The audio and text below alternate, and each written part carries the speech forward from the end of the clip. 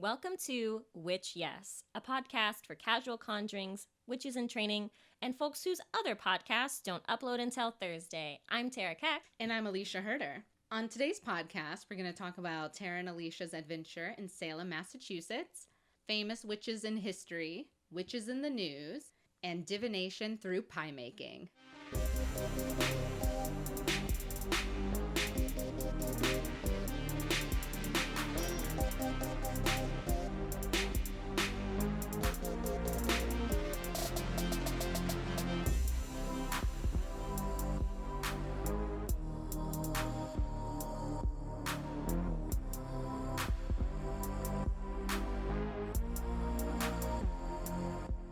We went to Salem this weekend, and it wasn't just me and you. It was me, you, and Mallory Porter, our creative director. And we went because it was basically our three birthdays are so close together, and it's the cutest thing in the world. It's so cute. We call it our Scorpio birthday party. Mm-hmm. And so we used to have birthday parties in high school, and then we didn't. We should have. We all went to the same undergrad. But then, we didn't, hang out in undergrad that much. Yeah. Like, you and I lived together, but even then, we had our own separate lives. Yeah. We did our growing separately. Studying. I didn't. I studied all the fuck time. But that's only a bummer for me. It's okay. But yeah, so we rented this very fucking creepy Airbnb in Ipswich. Oh, it was so terrifying. Which Ipswich is known because they have one of the jails that some of the Salem witch trial victims had to be set up in because they filled their jails in Salem. So that's fun. But our little Airbnb was literally in the middle of nowhere. It was in a fucking marsh or something. Yeah. Like in the middle of a swamp. And we got there in the dead of night. It was so terrifying. And there were 2 exit signs inside of the Airbnb. So when we got there, through the windows, it was just red light. It looked like the fucking devil lived in there. Satan is home. It was so awful. It was terrifying because the whole time we're just driving and we're like, oh wow, there's no lights anywhere. Do. That's fine. These roads don't make sense. And then we get to this haunted hell house. And our brave friend Mallory isn't even there yet. So it's just Tara and I. And we're both little pussycats. And we are. And this isn't the first time we've had a very scary Airbnb together. Anytime Alicia and I get an Airbnb together, it's high-key associated with some kind of cult. It's so awful. And it's happened 3 times. It's so scary. I hate it. We went into Ipswich where, as we were trying to find a place to eat because we were really hungry, basically any restaurant we went into, everyone looked at us like we did not belong there. They could tell. But they were all white like us. It did not make any sense. Those girls are wearing too much eyeliner. Yeah, we were though, but we looked good. We looked really good. And then we went to this liquor store where we were we knew that we wanted to get rosé because we were going to do tarot readings and witchy stuff that evening. And we go into the liquor store and it's run by this woman. And we were like, hey, what time do you guys close? Yeah. She was like, 10:30. And if you come at 10:29, we have to kill you. And I was like, we have to get out of here. And it was fucking 8 o'clock. We had plenty of time, but we were like, no, nice joke, Miranda. see you soon. We were so terrified. And then Mallory came and it got better. Well, also our Airbnb, half of it is a yoga studio, which means it's frighteningly bare. Yeah. There was no furniture or anything. Lots of room for sacrifice. Yeah, it was terrifying. And so Tara ended up making a ring of Christmas lights. And so we all just sat in this ring of lights, which was very adorable. Very adorable and mystic, but it was because it was so fucking frightening. Yeah. And then there was the stigmata paintings in Mallory's bedroom that she had to take off the wall. There were these stigmata paintings or these hands, these ceramic hands with stigmata in them that she took off the walls, and also a painting of these women walking through the marsh that she took down and turned around towards the wall. That's funny. I didn't know she did that. And then in our room, there was the tiniest door. That was above my head, and it was locked. So we had no idea what was in there. And that wasn't the only door that was locked. There were several locked doors. There were several locked doors. I was like, what's in And of here? course, when we arrived, this is just a long Airbnb review, apparently, is what our podcast has become. But when we arrived, the doors were unlocked. Mm-hmm. So that made it 5 times spookier because we were like, what if someone came in here? And none of the windows locked either. Yeah. None of the windows were locked. None of the windows could lock. Because I was like, haha, at least the window's locked. And then I was like, they don't fucking lock. You just, whoop. I was so scared. I was like, we are sitting ducks. We are only here for 2 days. How did this happen to us? Well, it helps that neither of us are virgins, so there's no That's way true. that we could ever be sacrificed or of No. any use to the devil, really, in any way. We did not light any black candles. And we did. A grounding candle, but we did not, as To in banish Hocus evil. Pocus, light a black candle and bring back 3 witches, including like Bette Midler and Sarah Jessica Parker. And who's the other one? Ooh, bummer. I feel like she's forgotten all the time. You know. Oh, She woofs. That was a good scene. she remember that. That's Oh, okay. she was my favorite. I liked her because she wrote on the vacuum. The vacuum, yeah, that was really cool. Anyways, Okay, so but then that night we did tarot readings and they were not good. they were not good. Well, I mean, some were okay. Some are okay. When we did a general, like, how will our 27th year of life be? That one was not good. No, it wasn't. I don't really remember. Do you remember? It was something about it just being really hard and all these awful cards kept like falling out, which I That's think right. means that they just didn't want to be in the shuffle, but you were like, no, these cards No, are they important. jumped. Yeah, it's like they jumped out of my hand. And it was basically like suffering, heartbreak, betrayal. Yeah. Like over and over and over again. And it happened like 3 times. And then when I dealt out the tarot and did the spread, it was basically like, you need to be okay with like the fact that you are not going to be recognized for your efforts and your value, and that this is going to be a really difficult year with like a lot of strife. So thank you to everyone who is listening to our podcast. Please keep it up because we need this recognition and value in our lives. I literally do not know how to measure myself and like how well I'm doing unless someone else is telling me I'm doing great. It's the problem with academia, baby. We've been in school for too long. I know. Genuinely. Genuinely, though. But that's okay. That's another conversation. Yeah, one of the things mentioned was that one of us, it didn't say who, I know. but one of us is going to cause like some major fucking drama this year. And Terra and Mallory just look at me. And I'm like, fuck It's y'all. you. But we have no proof it's me yet. Don't. We have no fucking proof. And you're not even the drama mama. Are you the drama? I don't know. Am I the drama mama? I think we're all 3 really dramatic. I don't know. There's a million things that could not go well for us. We live in New York City. I know. Honestly. Honestly. I like, Dot. in that moment, I lived through an entire lifetime of everything that could possibly go wrong in my life. So the next day we went into Salem and we looked at all of their witchy shops. I got a lot of rocks. You got me a lot of rocks. I got everyone rocks. I literally went up to, I think it was like the 4th one we went into, and I went up to the counter and I was like, I would like to purchase these rocks. Please. And they were like, Please, sir. Can I have some more? I really want these rocks. And Jericho was like, okay. That's Smelled like, $20. here's a flyer, here's a handout. Here's a flyer. BOGO. Oh, man. Yeah. So we had, Anyway. one of the big things that I was really excited about was that we had set up like a month in advance to go have these psychic readings done. And we had picked bone throwing. Yeah. And I was so excited. Mallory was so excited. Like, I told everyone. Yeah, so did she. I don't have that many people to tell. I told Marcel. And like, But we were excited. and we were so excited. And fucking spoilers, we didn't get to do bone throwing because the person that does bone throwing broke their fucking shoulder. And you Yeah. can't throw bones. They were like Cotton literally arms. in the hospital, though, to be fair. Like, Fuck 'em. When we were there. Fuck 'em. Bitch, we had an appointment. We did have an appointment. So instead, Alicia and I got chakra readings. Mm-hmm. And Alicia's was really cool. So go ahead and tell them about your great time. And then I'll bitch. And then you can bitch about yours.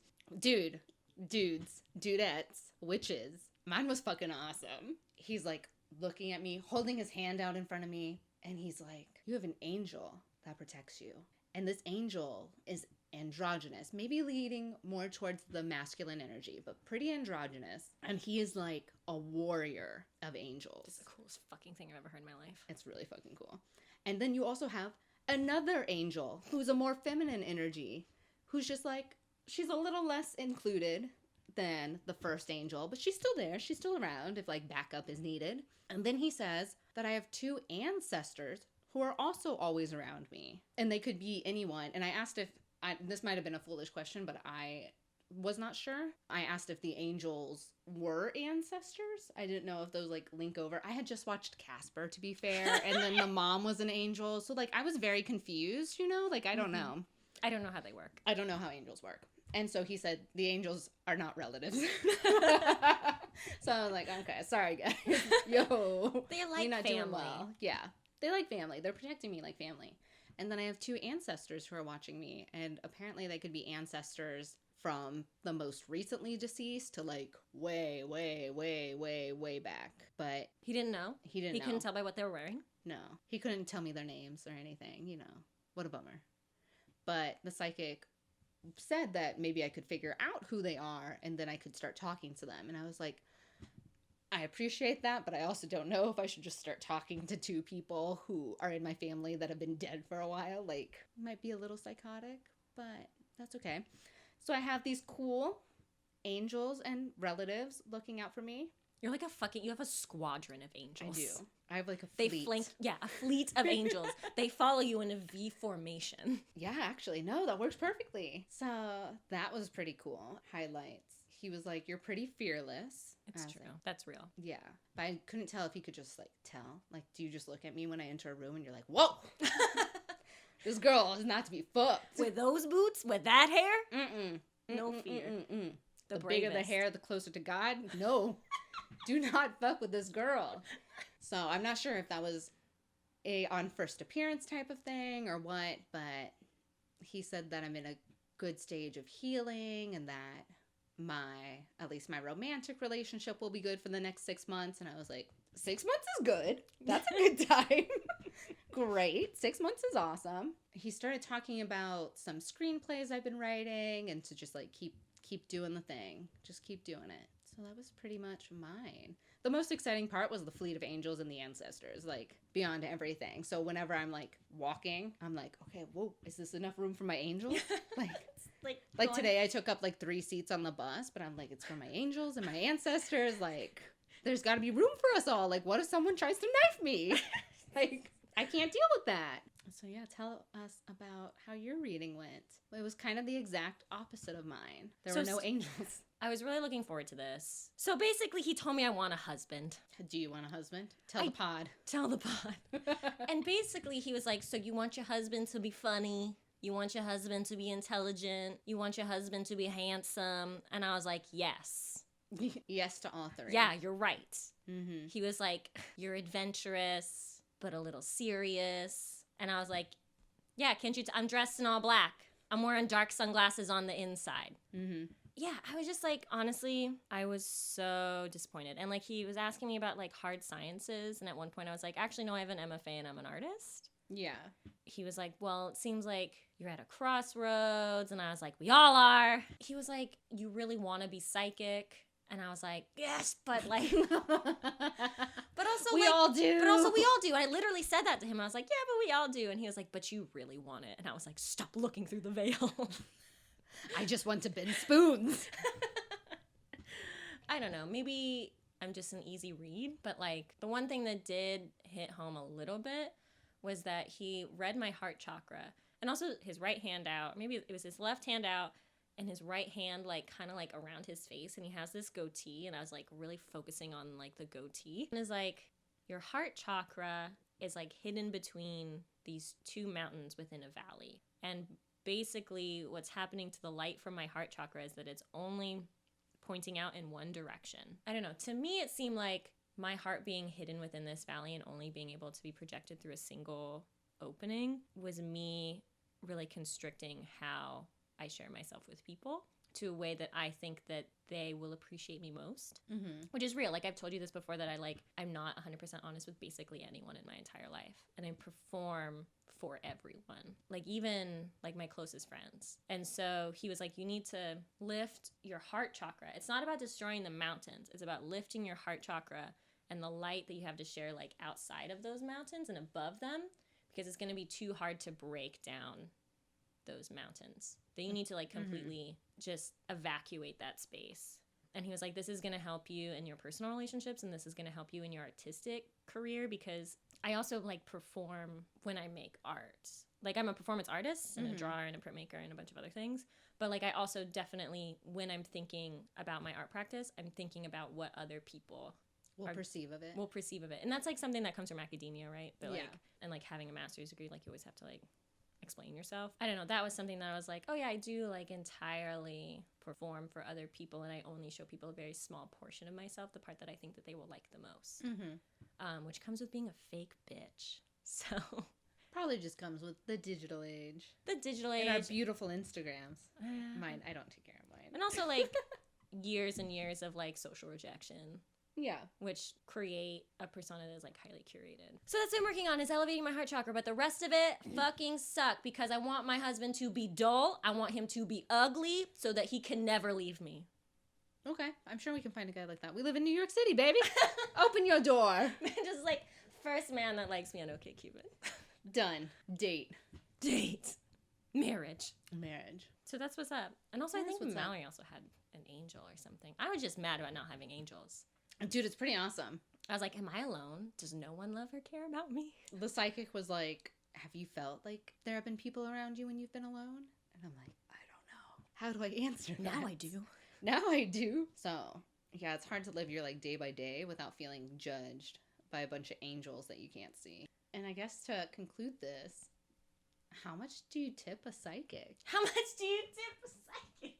The debate of the century. It continues. So I actually did some light research. You did? Oh, Yeah. I didn't prepare. You just tip them like 18%, like fucking however much you would tip to go out to eat, that's how much you tip. But I think it's harder because in the moment, I always have to use a calculator to figure out tip. Like I'm just not math savvy enough to do it in my head. And so I don't know how you balance pulling out a calculator in front of a psychic to figure out exactly how much cash, because you're always paying in cash. Like I've never been to a psychic that took card.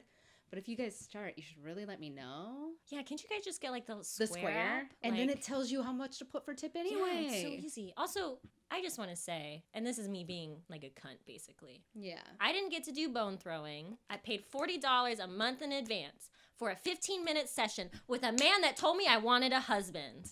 Yeah. So, no. I could have told you this. Yes, I do. Anyone that looks me in the eyes knows. Like, oh wow, you feel lonely, don't you? A man hasn't touched you in years. Oh my gosh. It's like, okay, guys. Yeah, I don't know. But I've also said to your discretion, like if it's a bad server or waiter, like you want to tip them as much. So it's kind of the same with a bad psychic reading or a bad psychic. Yeah, I don't know. So if anyone ever wanted to know. If you had known, would you have tipped him? I mean, that fleet of angels. I honestly forgot. So this is scumbag Sally over here, me, being like, I just forgot to tip. Because we spent $40, which, you know, you buy the service, that's fine. You also tip when you get your hair done, and normally that's a lot too. Yeah. And I just blinked. And then I was like, okay, great. And it's also, I feel like going to a psychic, you're like, okay, I'm excited. And then you sit there and you're nervous. Oh, I was so nervous. I was sweating. So scared. Because you're like, oh God, please don't tell me something awful. Like all my relationships are a lie. Yeah. Like, don't break me at the core.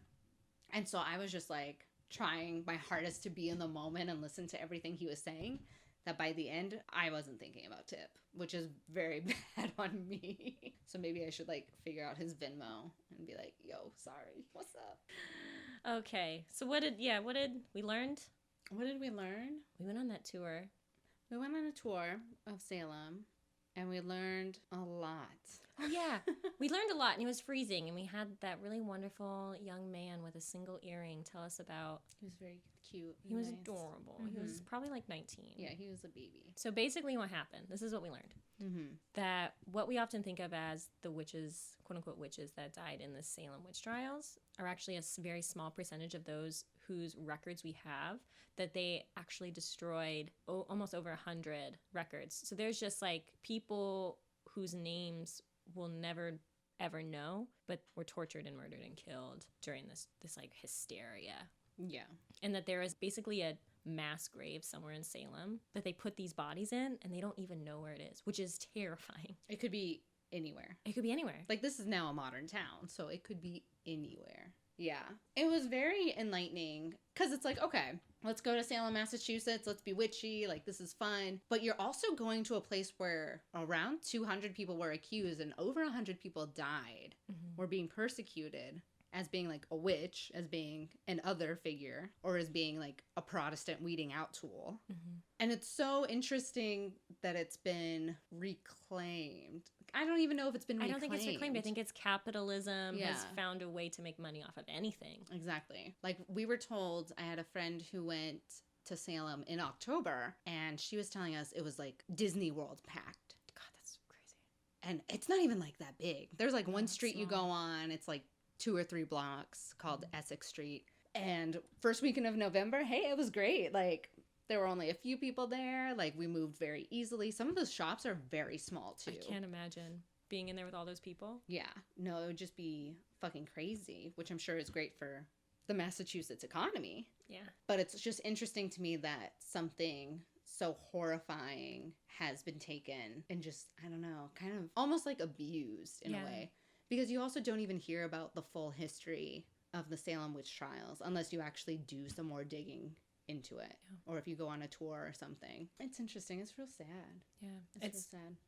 Basically the commodification of like horrible violence Yeah. that happened, and like a bunch of, there's a large neo-pagan community there, Mm-hmm. which like is awesome and great, and I'm glad that a bunch of people are able to create like a family within a small town. But like the reason that people go there is like a strange circle jerk of violence, basically. Yeah. I really wanted to go there because I was really interested in the history. Mm-hmm. I can't imagine going there to be like, yes, witches. Yeah. It's really sad. It's a really sad place. It is a very sad place. One of the stories that really stood out to me was that there was a mother in a family who got accused of being a witch. And so basically her whole family fled except for their youngest, who was this little girl. She was like maybe 2 or 3 at the time. But then by the age of 4, apparently in Malleus Maleficarum, says that witchcraft passes hereditary so that your child would have it, which we've talked about hereditary witches and stuff on our previous episode. But then assuming that this girl who's now 4 is a witch, they take her to court, she has a trial, and then she admits to being a witch because she knows her mom's in jail and she can be with her mom. That's the saddest thing. And so they ended up like breaking the barrier between 2 cells so that they could be together. Her mom gets hung and this 4-year-old gets tortured. Mm-hmm. And then when everything finally ends, she has no family basically that'll claim her, like no property. She's like a young teenager, like flung on the streets, and she ends up just dying in the streets. And just based off of like the trauma. Yeah. Of what just happened to her. And it's just so sad, and it's stuff like that, and it's especially relevant with like this current presidency and just like the persecution of different Immigrant religions families. and ethnic backgrounds in this country. And I feel like it just feels heavier when you can more or less relate to it. Yeah. And that was the only spot I had like really bad chest pains at the spot that we were at, where they had the prison, which is now I think like it's not a courthouse, it's like some kind of office building. Yeah. I like was having really bad chest pains and feeling really lightheaded that I had to sit down, and I didn't feel that anywhere else. Yeah. So at the time I was like, oh, I'm just like hungry. We were very hungry at that point. But in my heart of hearts I knew it's because I like can feel spirits and I'm a psychic. So, emergency. Emergency. Which is 911.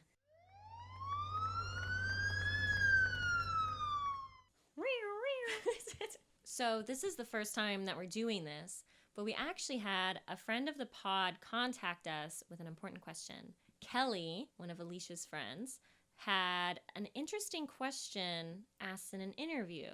And I've never encountered this. Have you, Alicia? I have not. Which it sounds weird, Yeah. but also maybe a very LA thing to do. So this is our call with Kelly Urban. We have her on the line. Hi, Kelly. Cool. So I just got done with an interview in LA. I met with this woman who is a first-time director, longtime actress, to shoot her short film based in Atlanta. It went really well, I think, until the end, where the very last question she asked me right before we like both went to our cars, she's like, also, I'm super into astrology. Like, what's your sign? And I'm not like into astrology. Like, I totally understand. It's a very like LA thing. A lot of people are. So I had to like kind of think about it for a second. And I was like, and I'm an Aries. And she's like, what's your birthday? I was like, April 4th, because I know that one. Good. And then she was like, oh my God, I'm a Leo. And I was like, cool. Literally no fucking clue what that is at all. I immediately had to call Alicia and was just like, my only friend who does this and understands what this means. Like, what did I just blow this? Do I need to call my mom and yell at her for cutting me out too early? Well, no, I think, like, her just being excited about it is very good. Because I know there are a few signs, for me at least, where I'll be like, I'll hear them and I'll be like, oh. So I think it's... Well, okay, so I'll say this, like, to my understanding, the Aries sign is, like, kind of more aggressive. Yeah. And, like, being a fire sign is, like, destructive, aggressive, like, pushy, stuff like that. And obviously there's good things, too, but I can totally see how somebody would, like, see that sign and just be like, oh, no. So I was, like, a little worried about it because, like, I don't really feel like I'm a pure Aries. Like, when I look at those traits, I'm just, like, I can see how I'm, like, be a little aggressive sometimes, but I don't know. Like, I'm just, like, I don't want it to be, like, a total turn-off, you know? Totally. But you're also, like, a woman in a leadership role, so you need to have those, like, signs of fire and, like, pushiness and aggression, like, just to get things rolling. Also, can I talk about how, like, pushiness and aggression used against women is actually just like a strong leadership role in a woman that knows what she wants and like knows. We wouldn't necessarily, like, when a man is aggressive, we think of it sometimes as like actually a really positive trait. And so when attributed to a woman, it's like a very negative trait. So I wouldn't worry about that. And also, we pulled up astrostyle.com. Because we need to fact check. We fact checked it. And I think we have really good news for you. So I'm gonna read this word for word because it's very extra. Are you ready? Yes, I'm so ready. So there's these two white women on the side of the website, and they're basically like, roll out the red carpet, tip off the paparazzi, because Aries and Leo are a star-powered match. Yay! Yay! There is a celeb quality to your combo that makes you electrifying to behold as a couple. So this is a love one, but like I imagine that it's very similar. Yeah, I mean, Alicia and I are very in love. Yeah, there's a level of romance whenever you collaborate with someone in the film industry. Basically, it says... Absolutely. Like the interviews are considered dates. Yeah, basically. Like, in a weird way. You get like coffee, like you schmooze a little, maybe you flirt a little. You gotta win them over. So it sounds like you finally found someone who can keep up with your tireless energy. You're both a little self-centered and bossy at times, but that's okay. Mm-hmm. Mm-hmm. So just, I think... It's all checking out so far. So it looks like the downsides are... Issues can flare up when kids come into the picture. Bitch, there's no kids in this situation. Are there kids in the movie? No kids in the movie. Check. No problems then. Yeah, I think... That looks... Yeah, you look pretty really positive. good. Also, two fire signs together, I don't know. I like to hang out with other water signs as a water sign. Mm-hmm. So I feel like fire signs together are just gonna... Like, you'll create a swirling vortex of power and energy that is gonna propel you forward through this film. Oh, I love that. So, yeah, I think your interview went well. Okay, good. Yeah, because I felt like it went really well. I'm super excited that our signs align. I love it. I'm so happy. I'm glad this worked out. Yay! I was like, I have to ask Tara. We got to figure it out together. Congratulations, Kelly. I feel super good about it. Thank you. Me too. Thank you. Let us know. I'm excited. Yeah, let us know if you get it. Oh, I will. All right. Well, it was good talking to you, Ma, but we have to finish recording our podcast. Thanks for letting us record you. Thank you, Kelly. Yeah, of course. Bye. Bye. Moving on to famous witches. The stars. They're up in the sky. They're closer now. Okay, so we have assembled a list of famous witches.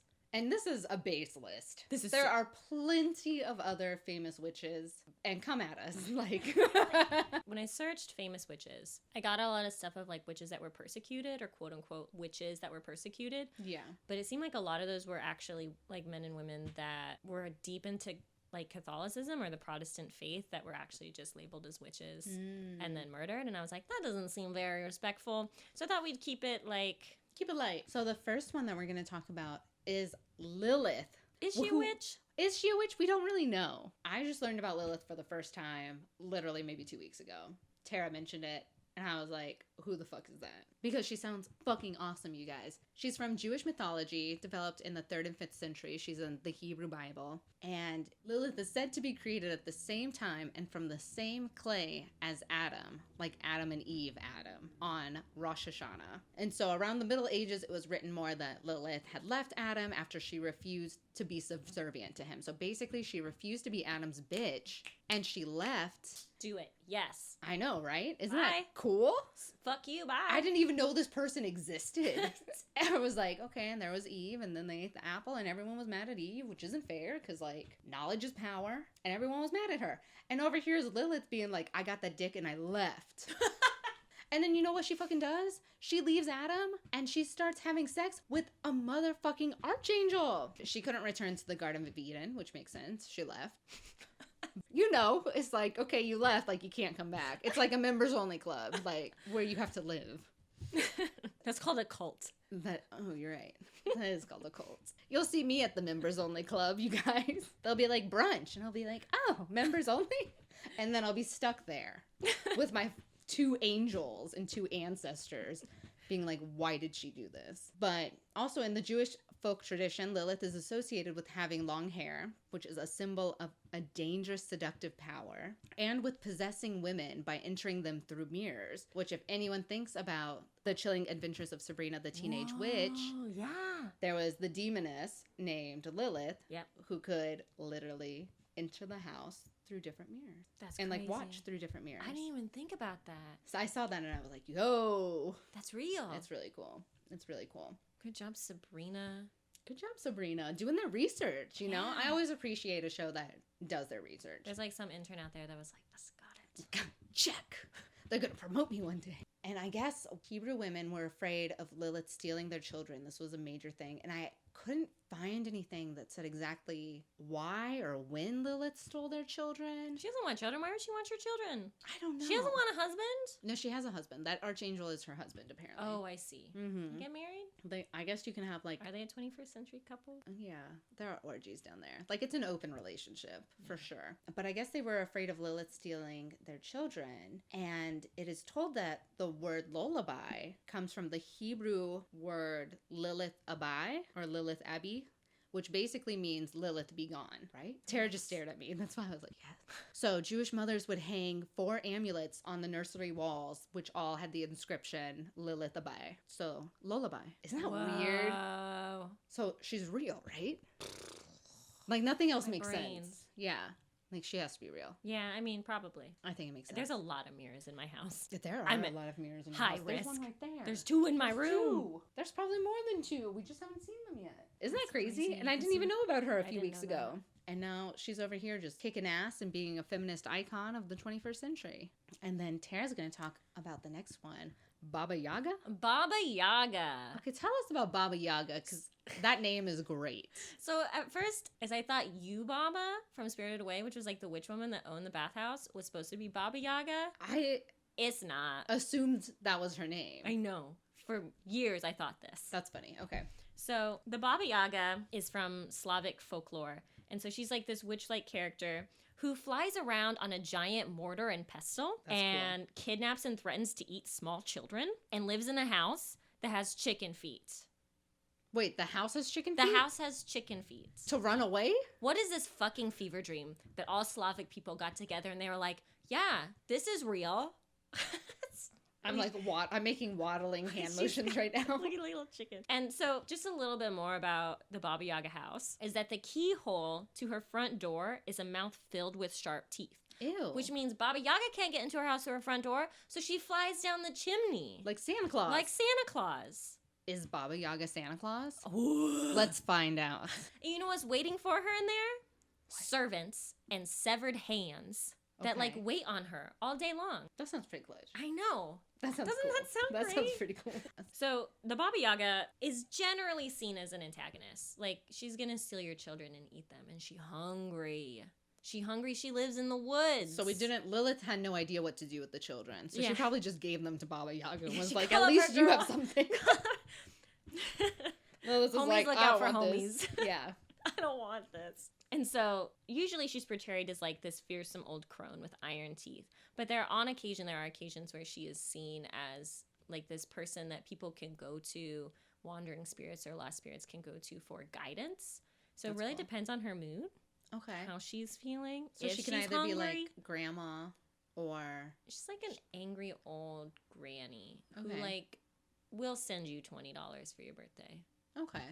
But might also eat you. But might also eat you. Okay. Do you think the Hansel and Gretel witch is based off of Baba Yaga? It's possible. I think Okay. that there is a long legacy of mythos of old women in the woods just devouring that children. love to eat children and engage in cannibalism. And that's something that is also often attributed to just witches in general, is just infanticide and eating children and cannibalism. So she old, she tired. She's usually portrayed as thin as a skeleton with a ferocious appetite. Okay. And her nose is so long that it rattles against the ceiling of her hut when she snores. And she sleeps stretched out in all directions upon her ancient brick oven. And whenever she appears, a wild wind begins to blow. The trees around creak and groan, and leaves whirl around the air. So basically, she's me. Yeah. And I highly identify with her. She sounds great. We'd be friends. I feel like so. Because She's probably a Scorpio. she probably is. Because she appears to have no power around those that have been blessed and are pure of heart. So I don't think we really have an issue. Yeah. All right. I love her. So is she only in Slavic regions or I don't know. I think that the Baba Yaga archetype shows up everywhere? in a lot of places. Yeah. And I've heard of her in a lot of stories. So I think that story of the Baba Yaga has like proliferated around the world. She seems great. Like, I don't know if I'd ever like go visit her, but I'd be Instagram friends with her. So next one is Marie Laveau, the Voodoo Queen. I have about it. incorporated a picture for you. I love the picture. Look at her. She's gorgeous. I'm terrified of her. Yeah. Like So- it's a little bit, the picture's a little bit of a Mona Lisa effect. Right? It like follows you. Yeah, her eyes follow you regardless of where You your feel body us goes. moving around. We're just swaying back and forth. We are. So Marie Laveau is the most famous voodoo practitioner basically of all time. Good for her. I know. And so she was born a free black woman in New Orleans in the mid 1700s and became the most well-known voodoo priestess in the 18th century in Louisiana. Hell yeah, baby. It's most likely that she was a devout Catholic, and it was known that she would attend Mass fairly often, but she was also an advocate for the voodoo religion, believing in practicing voodoo with the aid of, I believe it's the Loes, voodoo gods, of which there are many. Oh. And she was very well versed in the art of intuition and seership, which I believe is also like a clairvoyancy. She's even venerated in folk Catholicism. She's got like, That's awesome. which is crazy because That's she's also a voodoo queen. Yeah, that's really awesome. She even has a feast day, which is, if you want to celebrate it, is June 15th and September 10th. I don't know why those days are special and important, but there you go. I always want a feast day, so that sounds great. So she would mix the occult part of her magic with Roman Catholic saints and African spirits, and her symbols in the Catholic faith are the element of water and the rooster. Are roosters known as a satanic symbol? I don't know. Okay, I don't know either. I don't Baba know who Yaga's told little me house. that, right? I don't know who told me that. Yeah. So she also practiced root work, which is also called hoodoo. I never knew that hoodoo was like an actual spiritual practice, Oh, which is from West Africa okay. and came to the U.S. through the transatlantic slave trade. She also engaged in Native American and African spiritualism, and I couldn't seem to find what indigenous tribe her ancestry is from or what that Native American spiritualism is. Yeah. But it was there. Okay. So there's a little bit of speculation, which I thought this was badass as hell. Yeah. So Marie Laveau may or may not have had a snake she called Zombie. No, I can't deal with that. Anyway. Anyway. What's this hoodoo snake shit? It's just, I don't know. So she may or may not have had a snake Named Zombie. named Zombie, which is an awesome name. which is named after a snake god from Haitian and West African Oh, that's cool. lore. Okay. The next one is she may or may not have had created like this persona of divination that was supported by a network of informants she developed while working as a hairdresser in a prominent white household. That's amazing. And that she appeared to excel at obtaining inside information on her wealthy patrons by instilling fear in their servants. So these are just like a couple mysterious things surrounding her death. So she's generally believed to have been buried in this family crypt in the St. Louis Cemetery in New Orleans, but no one really knows where she is. She's probably still alive. Maybe, who knows? But there is this tradition of visitors drawing an X on her supposed tomb, turning around 3 times, knocking on the tomb, and just screaming their wishes into the tomb. And if it's granted, you have to come back and like circle the X you made and leave her like some kind of offering. So if I go visit New Orleans and do this, Yes. and make a wish, I gotta haul my ass back if it happens. All right. Well, I mean, New Orleans is like a very beautiful place, so it's not the worst thing that could happen. Okay. So you know what time it is? What time is it, Tara? Witches in the news. Witches in the news. Witches in the news. It's time. What's going on? All right, guys. So there have been 6 people arrested for abetting witch hunting in India this past week. Bukolia police arrested 6 people who accused a couple of being witches, beat the couple, find them for cash, and banished them from their village. Holy crap. So within like the past year. And the AWHPPA is the Assam Witch Hunting Prohibition, Prevention, and Protection Act that was signed into law of June this year, has said that it is illegal to brand people as witches in India. Signed into law this year, June, this year. That's ridiculous. 2018. 2018. So the couple is now back in the village and these 6 people have been arrested. And so they're waiting to see what happens from that. But it looked like it could be up to, like, max was 7 years imprisonment. Okay, but like once you're branded a witch, even like it's illegal to brand someone as a witch, like you are a social outcast. Yeah. Like that is going to follow you forever. Yeah. Like their lives will never be normal. So they need some reparations, baby, to make this Yeah. better. That's a lot of people. And to be beaten Yeah. in the 21st century. To be Oof. banished from your village. Yeah. That's outrageous. It's crazy. That's awful. I mean, I guess it's good that they're not allowing that to happen anymore. Yeah, but they also don't allow like honor killing. So and that still happens. That's true. What is the law, honestly? What is the law? Arbitrary. All right, and the fun one. 'Cause The we fun keep one. talking about the chilling This is adventures. a sad episode. No, I think this is really interesting.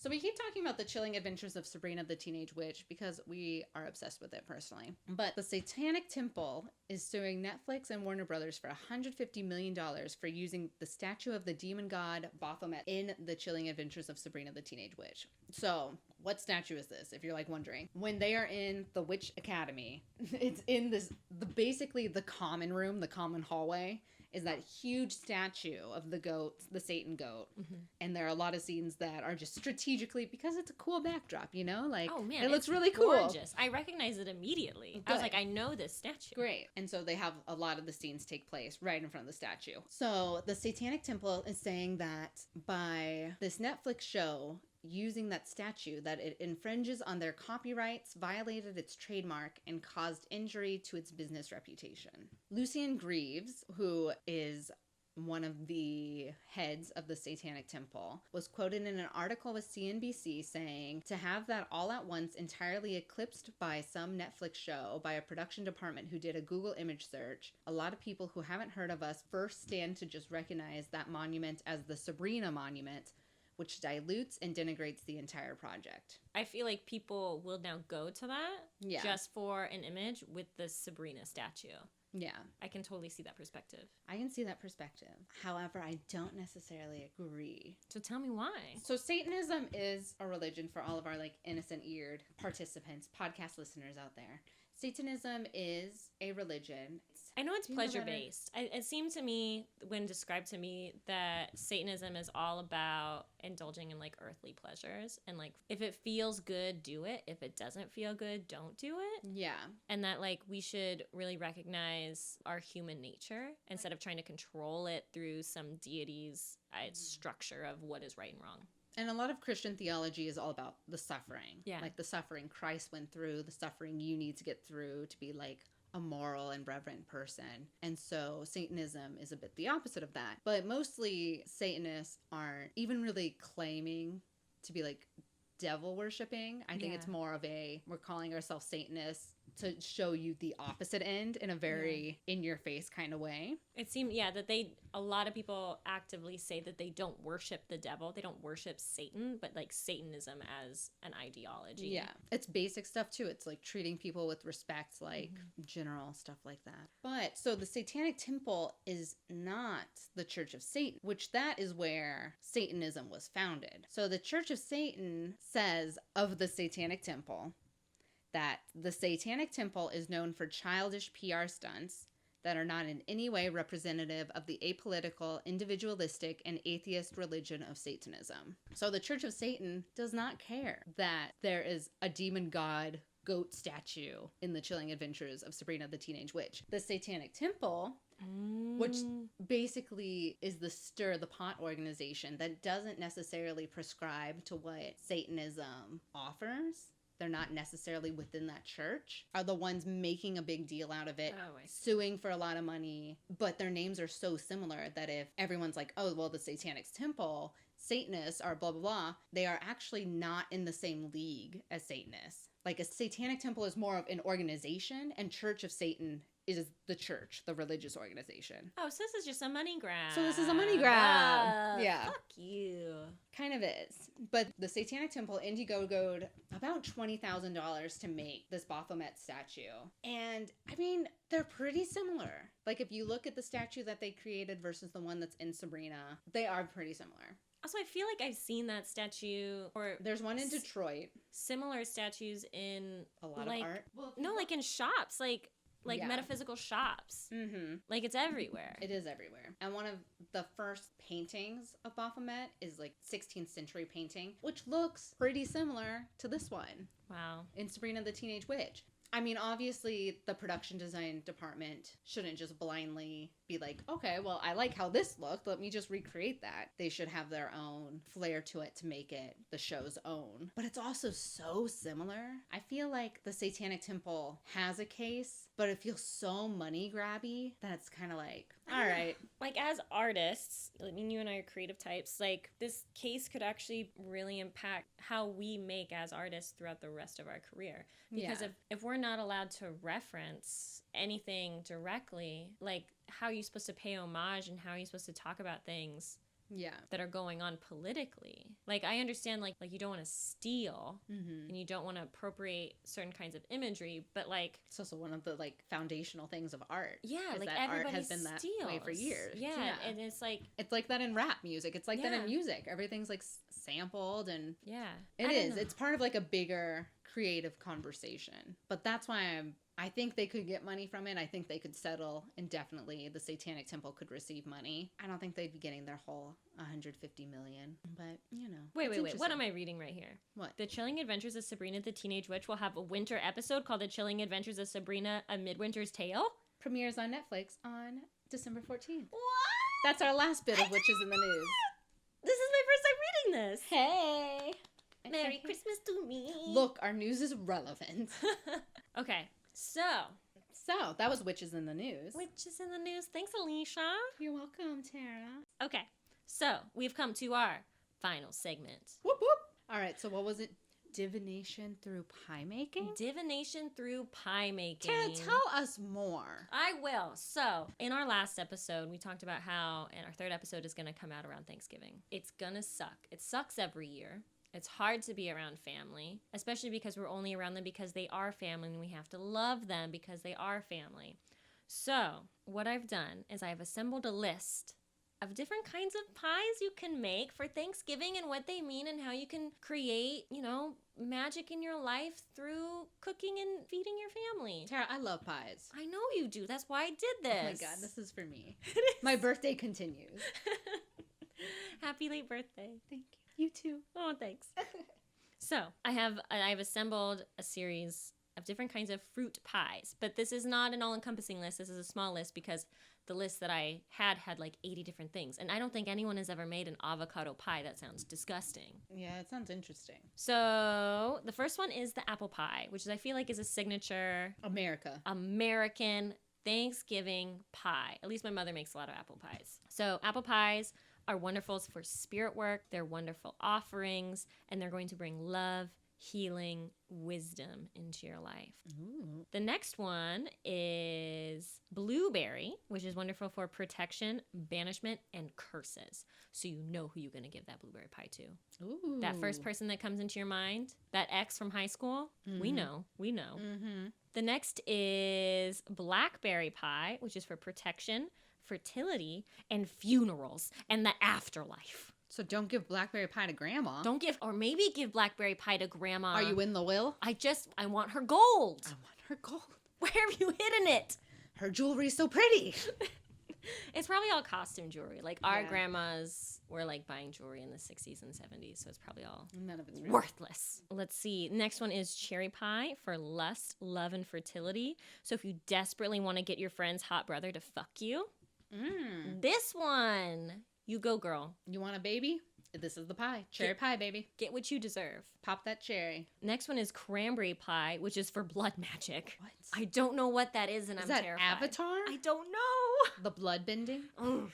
That was such a scary episode. That was a terrifying episode. Oof. Next one is for Marcel. It's a pumpkin pie, and it's for healing and prosperity. Yay. Marcel's going to make a cute pumpkin pie for Thanksgiving. Dude, his pumpkin pie is delicious. How is it? What makes it so special? It's Love? like, it's probably love. But you just know how, like, the crust and some parts of pumpkin pie can just seem kind of dry. Yeah. Like, it's all moist in, like, the good way. Like, the way that the word moist should be used. Like, it's so good. I want It's just hearty and heartfelt and full of love. just like Marcel. It's beautiful. Okay. Next is a pear pie, which is good for money. You want a rich husband, Tara? I'm This gonna is tell the my mom. pie. Were you going to tell Mama? My mom's gonna make a pear pie now. And then the last one is strawberry pie, which is for love, wishes, dreams, and happiness, which is just the Disney princess of pies. Never heard of a strawberry pie. Have you never had a strawberry pie? No. Well, it's like, I guess I've had a strawberry cobbler. I had strawberry shortcake. I've had a strawberry. Yes. So, just a couple little things. If you want to add potency to your magic, you can add a sigil, which is a symbol that you can inscribe into an object that then attracts that kind of energy to that object. So what you could do is you could write the sigil into the crust of the pie, or you could lay out, if you want to have secrets, if you're really after Grandmama's gold, Ooh. is you can lay out the fruit in the form of the sigil, put the crust on top, secret death pie, secret death pie. I have a question with that, though. Okay. Are you gonna be eating parts of pie that have no fruit in them? That's what it feels like I to thought me. that it was like you'd fill it with them, and then you'd put extra on top that makes the Oh. sigil. It's just, I just thought this was like bare bones pie. it's just. I was like, no one's gonna like your pie. You're not getting shit from grandma. So we haven't gone over sigils yet, but what I'm going to do in the Instagram feed, which is @witchyes, I'm going to put in a couple sigils for you guys that you can then put into your pies for Thanksgiving. And this has been Witch Witch Yes. Witch Yes is produced by Marcel Pérez, creative director by Mallory Porter. Music is by Kevin MacLeod at incomptech.com. And your hosts are Alicia Herder and Tara Cat. Oh, that's me. Have a witchy Wednesday. Have a witchy Wednesday. Thanks for listening. Bye. Bye.